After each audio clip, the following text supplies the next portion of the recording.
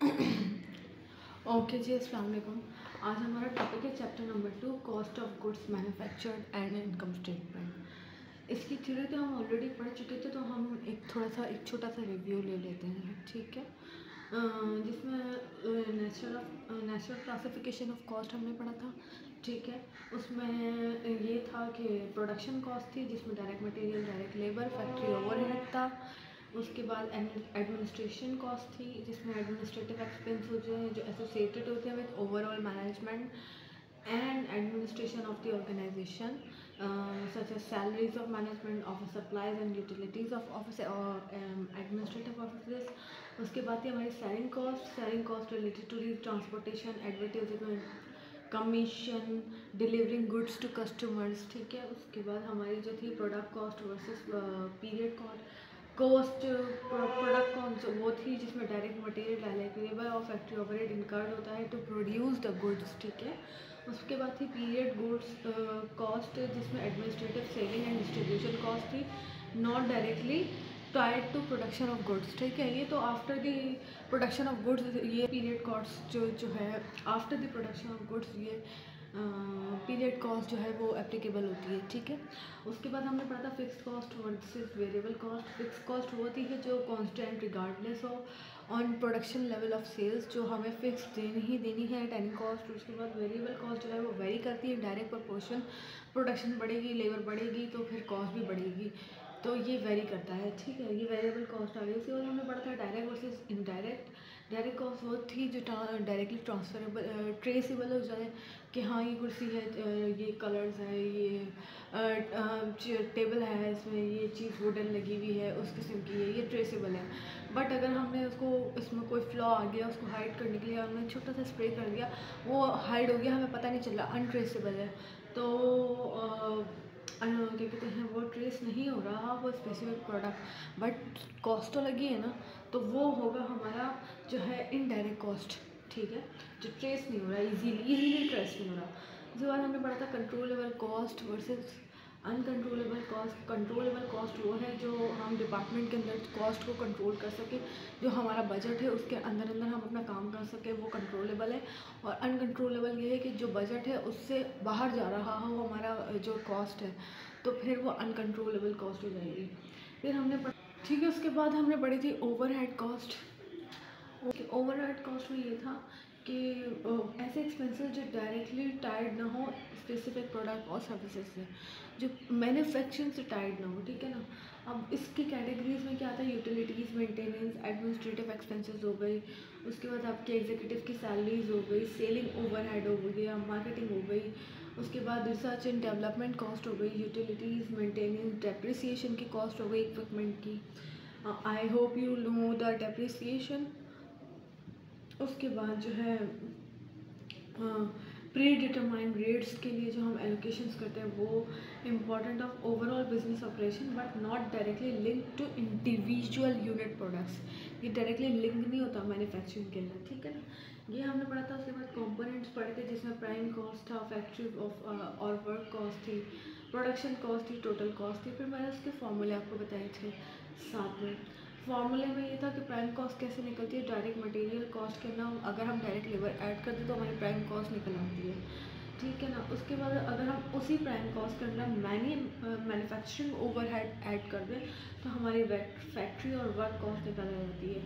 अगर हमारी फैक्ट्री और वर्क कॉस्ट निकल गई तो उसमें हम non factoring cost, administrative and selling expenses जो होते हैं उसको हम ऐड कर दें तो हमारी प्रोडक्शन कॉस्ट आ जाएगी। उसके बाद हम all associated with producing and selling product जो है ना उसको हम क्या कहते हैं ऐड कर दें तो हमारी टोटल कॉस्ट निकल कर आ जाती है प्रोडक्शन कॉस्ट के अंदर, ठीक है ना। प्रोडक्शन कॉस्ट के अंदर अगर हम ये सारी जो है ना सेलिंग एंड क्या कहते हैं एडमिनिस्ट्रेटिव या सेलिंग एक्सपेंसेस जो है वो सारे ऐड कर दे तो हमारी टोटल कॉस्ट निकल कर आ जाती है, ठीक है। ये फार्मूला मैंने आपसे कहा था कि ये आपने याद करना है। उसके बाद है हमारा structure of cost of goods manufacture, income statement of cost of accounting, ठीक है ना। उसमें क्या था, सबसे पहले cost of goods manufacture structure कैसे बनता है इस बारे में हम बात करेंगे। तो सबसे पहले तो ये हम निकालते हैं डायरेक्ट मटेरियल। डायरेक्ट मटेरियल में use in opening raw material होता है, ठीक है। उसमें हम परचेजेस को ऐड करते हैं और माइनस करते हैं हमारी एंडिंग इन्वेंट्री को, एंडिंग रॉ मटेरियल को। फिर हम डायरेक्ट लेबर का लेते हैं। डायरेक्ट लेबर लेते हैं तो कॉस्ट जो डायरेक्टली इन्वॉल्व होती है प्रोडक्शन एंड प्रोसेस में, फिर हम उसमें उनकी वेजेस और बेनिफिट्स ऑफ वर्कर इन्वॉल्व करते हैं, तो हमारा डायरेक्ट लेबर निकल कर आ जाते हैं। जब हम इन दोनों को ऐड करेंगे तो हमारा क्या निकलेगा, प्राइम कॉस्ट।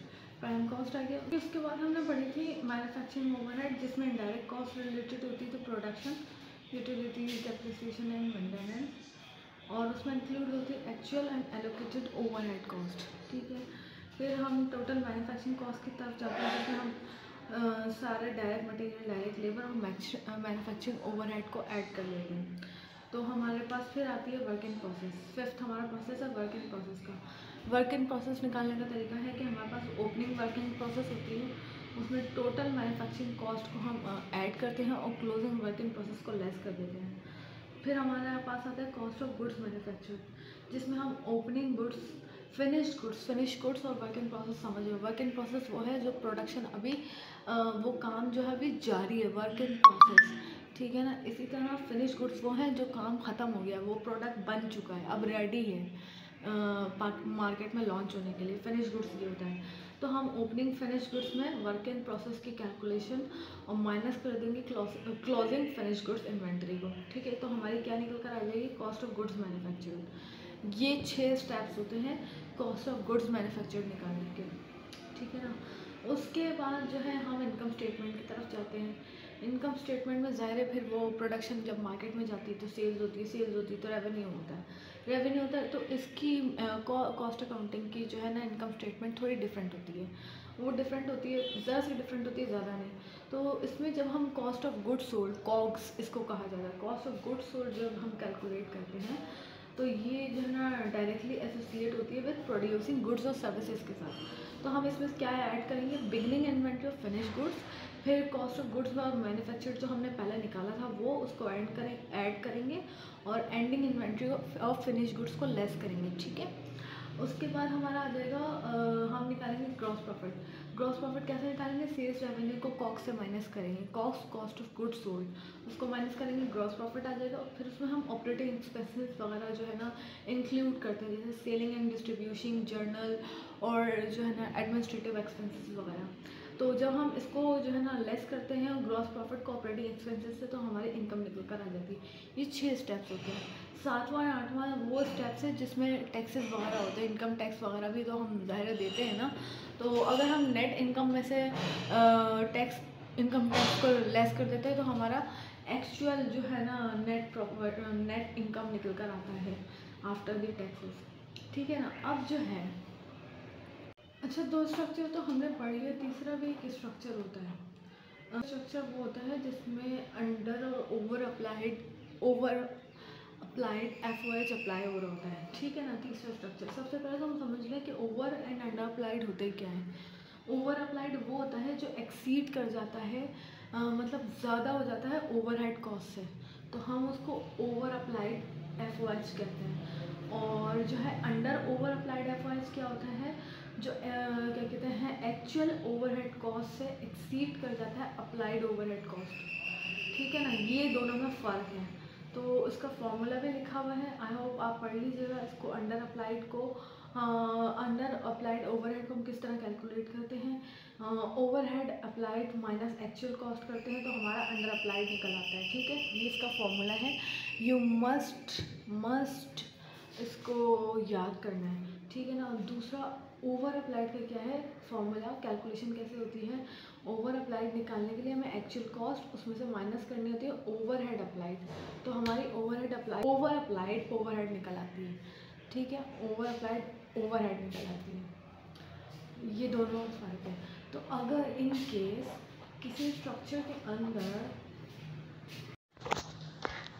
अच्छा डेफिनेटली अगर इन केस स्ट्रक्चर के अंदर किसी क्वेश्चन के अंदर ओवर और अंडर अप्लाइड FOH मौजूद हो, ओवर अप्लाइड मैन्युफैक्चरिंग ओवरहेड मौजूद हो, तो डायरेक्टली वो कॉग्स पे डायरेक्टली जो है वो कॉग्स के ऊपर इफेक्ट करता है। कॉग्स मतलब कॉस्ट ऑफ गुड्स सोल्ड, इसको याद कर लें, कहीं कॉग्स सुने तो उसका मतलब होता है कॉस्ट ऑफ गुड्स सोल्ड।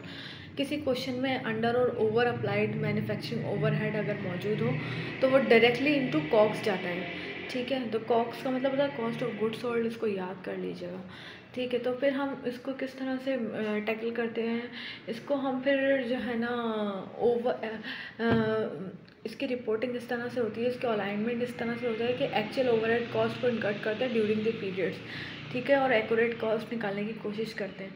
तो अगर इस तरह हो तो फिर उसकी कैलकुलेशन किस तरह की, उसका स्ट्रक्चर किस तरह का, वो मैं आपको बता देती हूँ, ठीक है। अगर किसी क्वेश्चन के अंदर अंडर अप्लाइड और ओवर अप्लाइड मैन्युफैक्चरिंग ओवरहेड मौजूद हो, इसका मतलब ये है कि एक्चुअल ओवरहेड कॉस्ट इनकर्ड हुई है during a period differ from overhead cost applied to the production, ठीक है, वो अप्लाई हुई है ओवरहेड कॉस्ट। तो अब इसको एडजस्ट करने के लिए हम क्या करते हैं, कॉक्स के अकाउंट में थोड़ी सी चेंजेस करते हैं। कॉक्स का मतलब होता है कॉस्ट ऑफ गुड्स सोल्ड, इसको हमेशा याद रखिएगा, कॉक्स को कहते हैं कॉस्ट ऑफ गुड्स सोल्ड। तो उसका स्ट्रक्चर थोड़ा सा डिफरेंस होगा, उसके इनकम स्टेटमेंट में थोड़ा सा डिफरेंस आ जाएगा, बाकी सारी चीज़ें वही होंगी। तो हम सबसे पहले तो जो हमारे जनरेट होती है गुड्स और सर्विसेज से रेवेन्यू सेल्स वो लेंगे, उसके बाद कॉक्स की हम जो है कैलकुलेशन करेंगे कॉस्ट ऑफ गुड्स सोल्ड की, वो किस तरह करनी है वो ये हमें देखना है। पहले तो हम original cost of goods sold लेंगे, जो हमारी original cost of goods sold I है, उसके बाद हम प्लस करेंगे अंडर अप्लाइड एफओएच और ओरिजिनल कॉक्स, ठीक है। अंडर अप्लाइड एफओएच कैसे निकलता है वो मैंने आपको बता दिया है, और उसमें से माइनस करते हैं ओवर अप्लाइड ऑफ एफओएच, वो भी उसका भी फॉर्मूला मैंने बता दिया है। उसको माइनस करेंगे तो हमारी adjusted cost of goods sold आ जाएगी। फिर कॉस्ट ऑफ गुड्स मैन्युफैक्चर जो है वो टोटल कॉस्ट टू मैन्युफैक्चरिंग जो हम पहले से निकाल चुके हैं वो निकल कर आएगी इंक्लूडिंग एडजस्टेड फैक्ट्री ओवरहेड।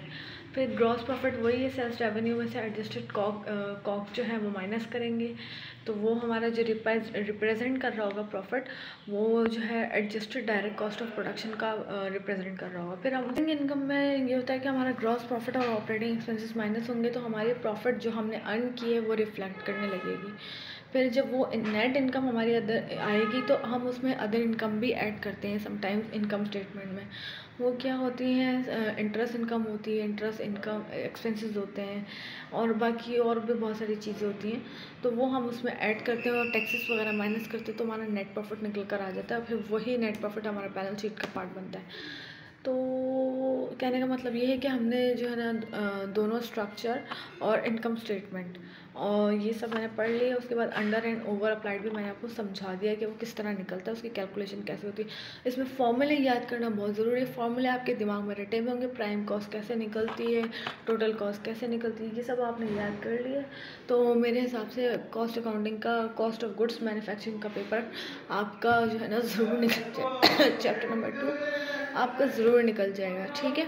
तो ये वाला लेक्चर हम करते हैं यही ख़त्म। इसके न्यूमेरिकल्स अब हम सॉल्व करेंगे। उस न्यूमेरिकल आपके पास है उसको रिजॉल्व करें, और उसमें जो है ना कोई क्यूरी हो तो वो मुझसे पूछें, कोई डिफरेंट क्वेश्चन होगा तो इसी तरह वीडियो बना के हम उसको डिस्कस करेंगे, ठीक है। अल्लाह हाफ़िज़।